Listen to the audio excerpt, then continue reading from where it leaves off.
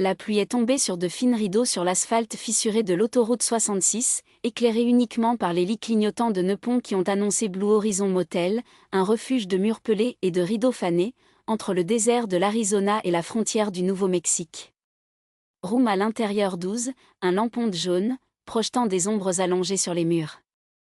Assis sur le bord du lit de matelas en coulure, Lia Oliveira enroula ses doigts à travers les brins lâches de la courte pointe à carreaux, écoutant le son de la douche dans la salle de bain.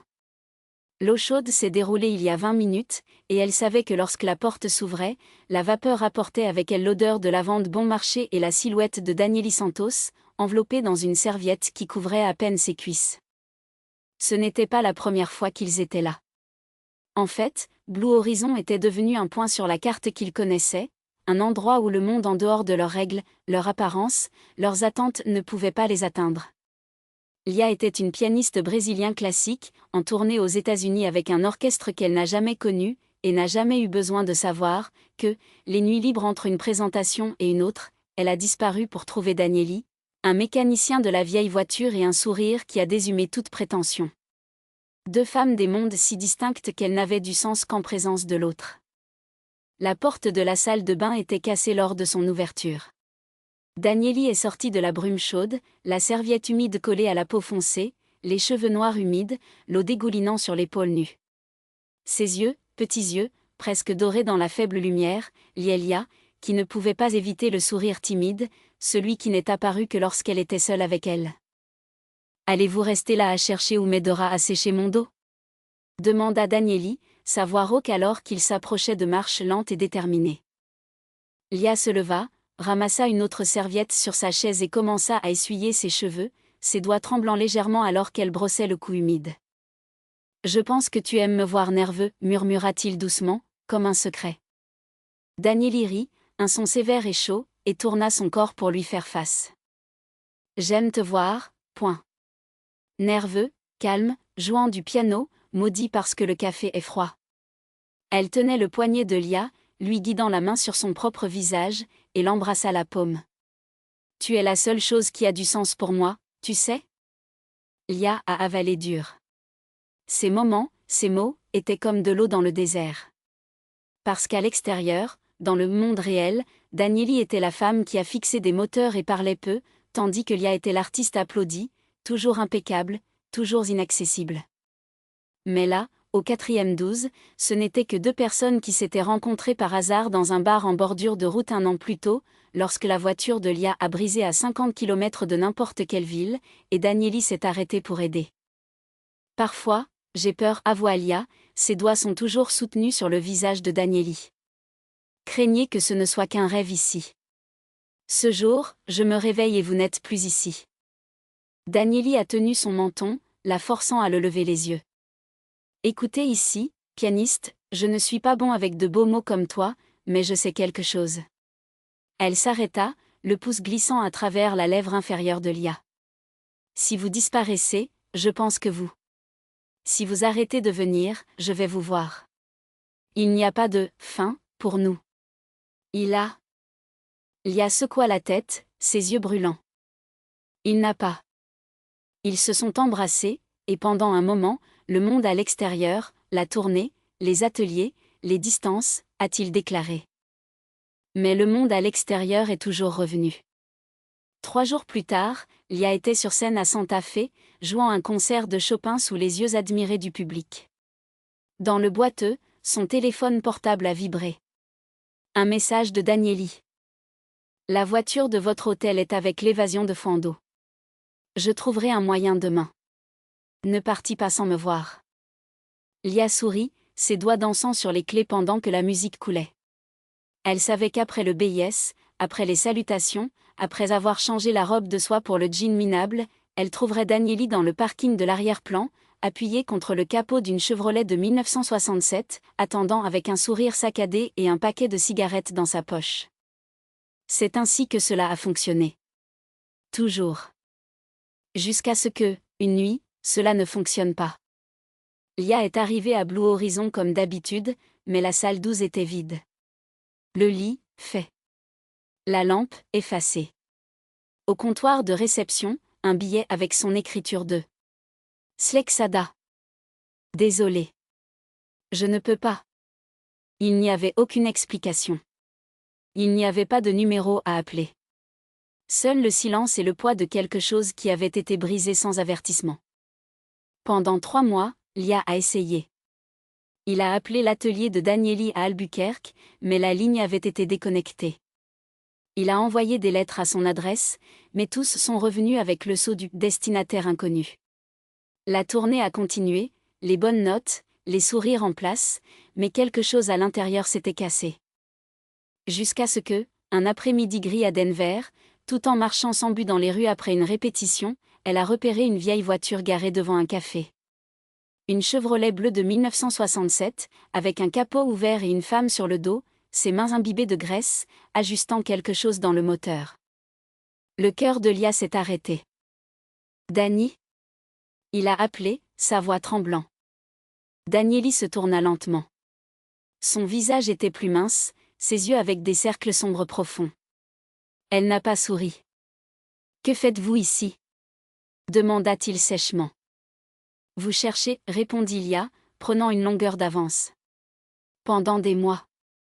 Vous avez disparu. » Danieli a nettoyé ses mains sur un jean, laissant des marques sombres sur le tissu. « Je n'ai pas disparu.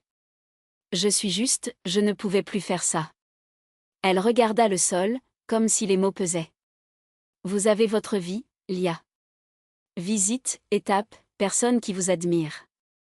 Je suis juste une mécanique qui ne sait même pas parler correctement. Un jour, vous vous rendrez compte que vous méritez plus. » Lia sentit ses larmes brûler. « Pensez-vous que je ne sais pas ce que je mérite ?» Sa voix s'est brisée. « Je t'ai choisi, Danny. Chaque jour, je vous choisis. » Danieli se mordit la lèvre, les nœuds des doigts blancs serrés. « Et si vous ne pouvez plus choisir de choisir ?» Il chuchota-t-il.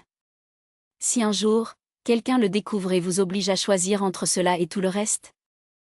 Lia n'a pas hésité. « Je te choisis donc à nouveau. » Le silence entre eux était rempli du bruit du vent battant une plaque en métal lâche. Danieli regarda la voiture, de ses propres mains, ailleurs que les yeux de Lia. Jusqu'à ce qu'elle soupira. « J'ai acheté un atelier. À Taos. Rien de grand, mais c'est le mien. » Elle a collé sa main dans sa poche et a pris une clé. « La pièce au-dessus du garage est vide. Si vous voulez, visitez parfois. » Lia a pris la clé, sentant le métal froid dans sa paume. « Tu m'invites à vivre avec toi, Danieli Santos ?» Une rangée timide est apparue sur les lèvres de Danieli. « Je vous donne une clé. Ce que vous faites avec elle, c'est avec vous. » Lia garda la clé dans sa poche, puis tenait le visage de Danieli dans ses mains et l'embrassa. Ce n'était pas un doux baiser. C'était un baiser de promesse, de redémarrer, de toutes les choses qu'ils avaient perdues et maintenant récupérées. « J'aurai besoin d'aide pour prendre le piano », a déclaré Lia lorsqu'ils sont partis. Danieli a ri, pour la première fois depuis des mois, et le son était comme de la musique. « Pianiste, si tu penses que je vais porter un piano seul, tu as très tort. » Et donc, entre les rires et les larmes, ils sont retournés dans la voiture, cette fois ensemble. Parce que certaines histoires ne concernent pas les fins heureuses. Sont des redémarrages. Sur les choix. Environ 2 personnes qui, contre toutes les chances, se trouvent une maison, que cette maison est une salle de motel poussiéreuse, un atelier du désert ou simplement les bras l'un de l'autre.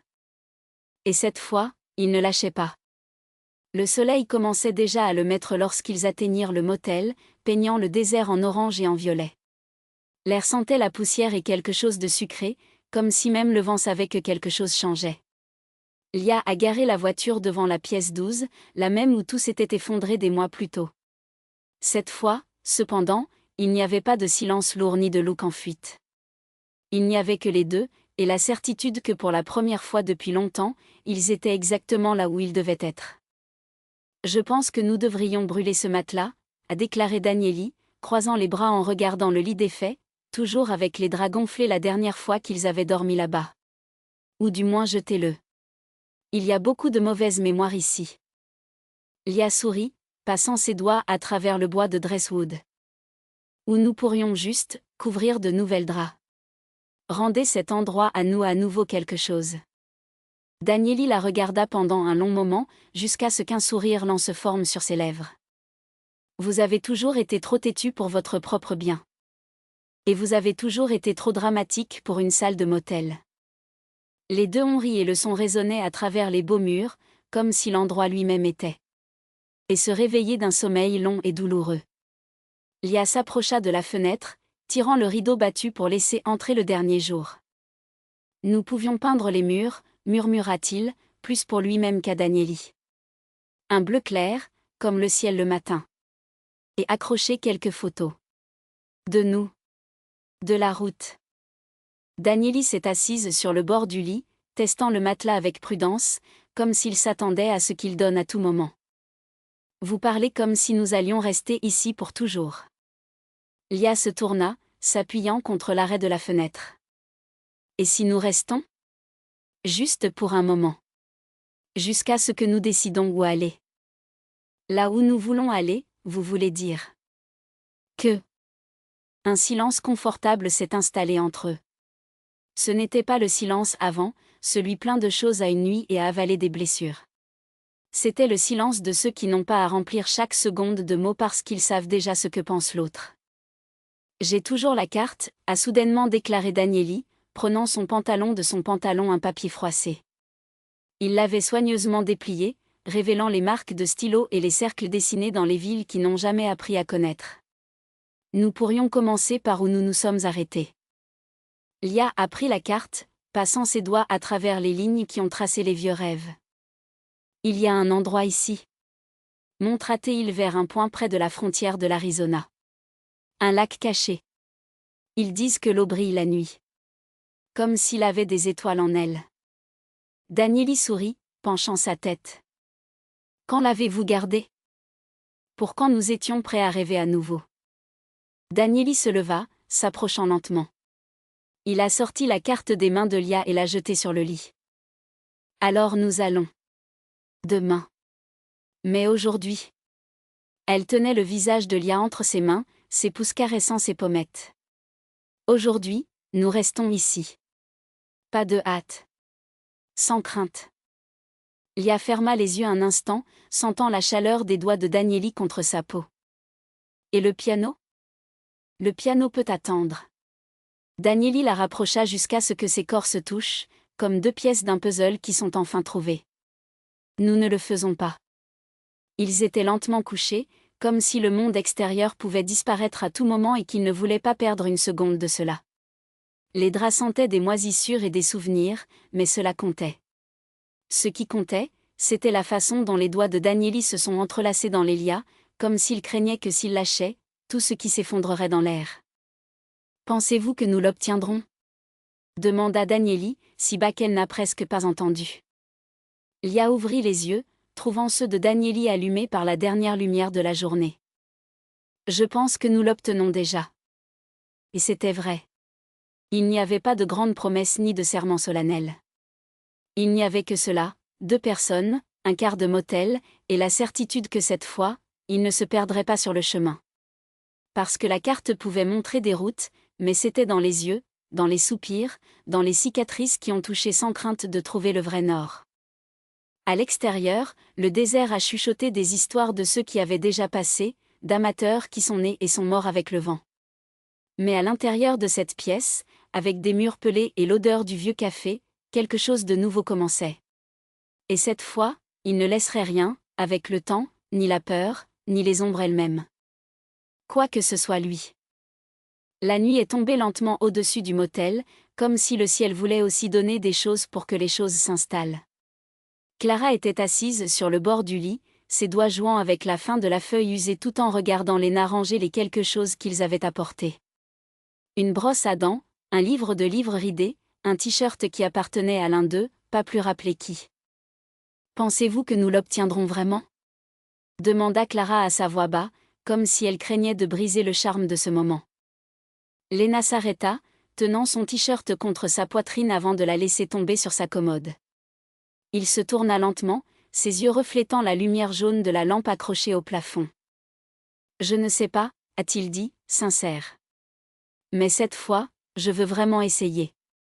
Pas d'excuses, pas d'évasion. Clara sourit, un petit sourire presque timide, comme si elle apprenait encore à le croire. Moi aussi. Un silence confortable s'est installé entre eux, ce genre qui n'a pas besoin d'être rempli de mots. Côté.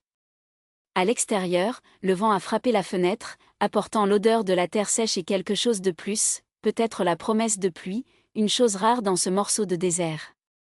Léna s'approcha et s'assit à côté de Clara, si près que ses épaules se penchèrent. « Tu te souviens de la première fois que nous sommes venus ici ?» murmura Clara, ses yeux perdus dans un certain souvenir.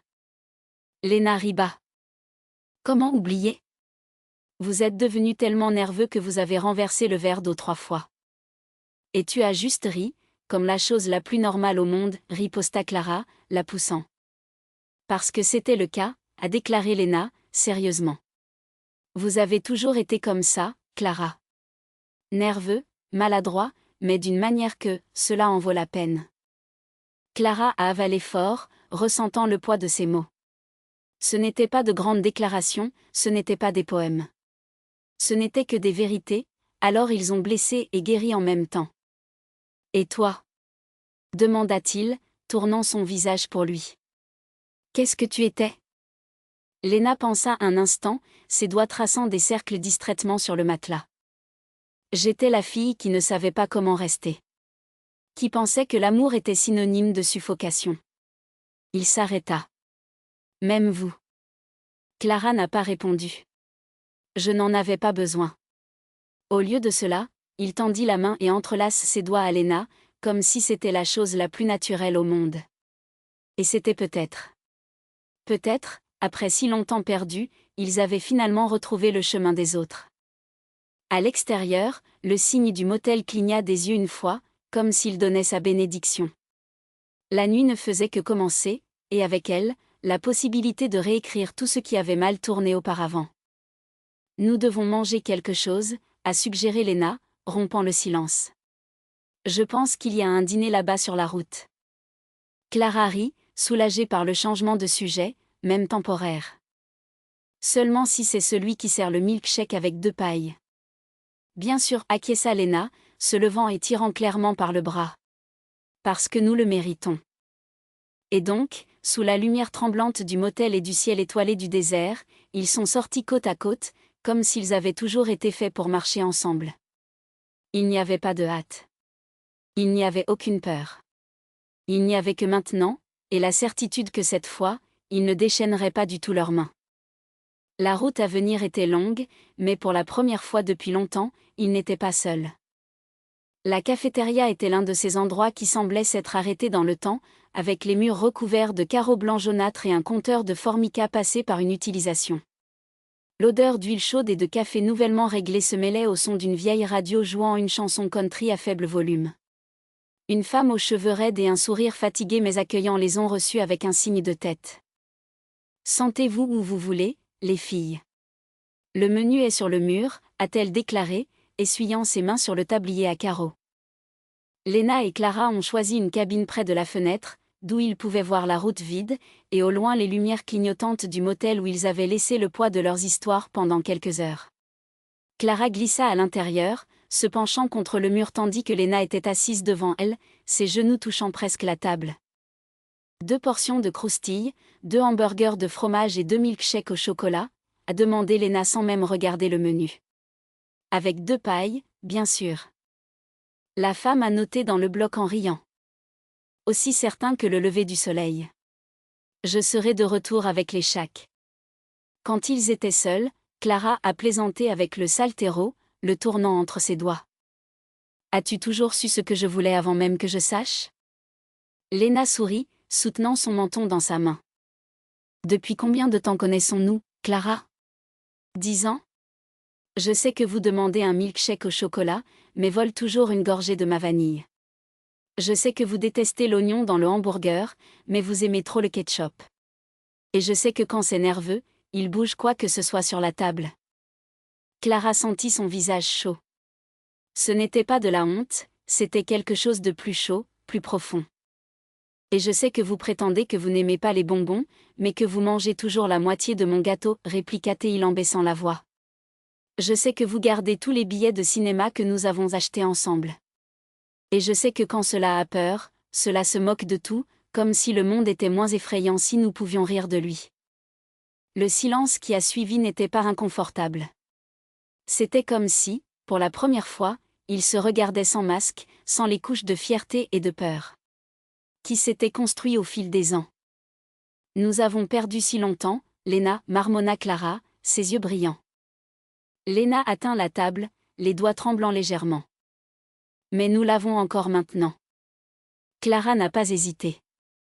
Il se posa sa main, sentant la chaleur se répandre dans ses doigts, le poignet, comme si cette simple touche pouvait guérir toutes les blessures que le temps était parti. Et demain ? Demanda Clara, presque dans un murmure. Demain, nous nous construisons ensemble, répondit Lena en serrant la main. Un jour à la fois. La femme est revenue avec les milkshakes, les plaçant soigneusement sur la table. 2 pailles sur chaque verre, comme promis. Clara en a pris une, a plongé dans la mousse crémeuse et a offert la première gorgée à Lena. Elle a accepté, souriant, avant de faire de même. C'était un petit geste, presque idiot, mais chargé de tout ce qu'il n'avait pas dit par des mots. Vous savez, dit Clara, léchant le chocolat de ses lèvres, je pense que nous devrions faire une liste. Une liste ? Lena haussa un sourcil. Oui. De toutes les choses que nous avons cessé de faire par peur, l'entêtement, pour la fierté. Et nous nous gratterons un par un. Lena a ri, un son léger et vrai. Comme un saut de choses à faire avant de mourir ? Non, Clara secoua la tête. Un saut de choses à faire pendant que nous vivons. La radio a changé de musique, et cette fois, c'était quelque chose de plus lisse, une mélodie qui semblait à ces heures entre la nuit et l'aube, quand le monde est calme et que tout semble possible. Alors ok, acquiesça Lena, prenant une serviette et un stylo emprunté auprès du préposé. Commençons maintenant. Et tandis que la nuit s'est étendue là-bas, ils ont écrit, entre les rires et les souvenirs, les premiers articles de la liste, Retour au lac où nous nous sommes embrassés pour la première fois. Regardez le lever du soleil dans le désert. Dites « je t'aime » sans craindre de ne pas écouter en arrière. Ce n'était que le début. Mais pour la première fois, il savait que cette fois, il n'abandonnerait pas à mi-chemin.